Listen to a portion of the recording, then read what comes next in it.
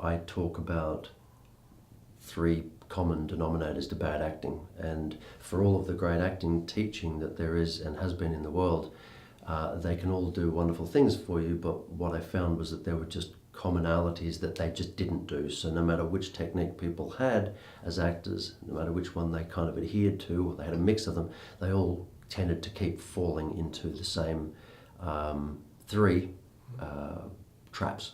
And I mean, I'll tell you what they are. It's a bit harder for you to understand it without demonstrating it. But the first one is that we hold our breath. When we forget our lines, sorry. No worries. Good, I probably won't. B-roll. There we go. There you go. Yeah. There you're going. And I even turned the whole thing down. I just didn't turn my alarm off. So they hold their breath when they're speaking their lines. Yes. So what I discovered over the years, I used to give loads of notes in camera classes, and I would write pages and pages of notes. And I said to myself that I would never create a checklist and tick it off because I didn't want to look for problems that didn't exist in the next person. But what I discovered after a while was I kept writing the same notes all the time, and when I filtered them down, there were really three common denominators. And one of them was that people hold their breath. So when you forget something, you hold your breath.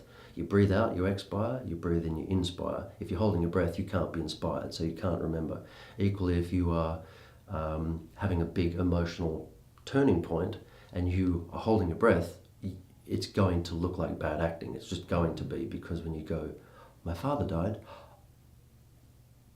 you know, there's nothing coming, there's nothing going, so it's going to look like bad acting. So you need to drop the belly and keep breathing. So the first common denominator to bad acting, or what I call three flags, the first one is holding your breath. The second one is what I call a half and half. This is physical, vocal, emotional, or psychological, but the best example is when I look at you and I say, I love you. What are you talking about? I love you so much.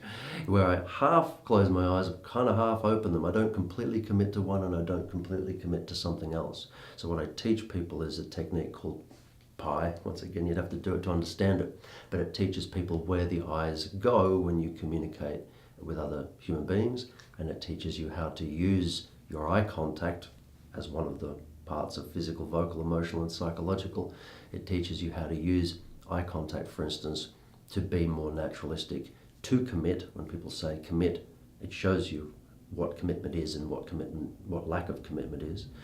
And that sort of helps in eradicating some of the half and halves in that respect.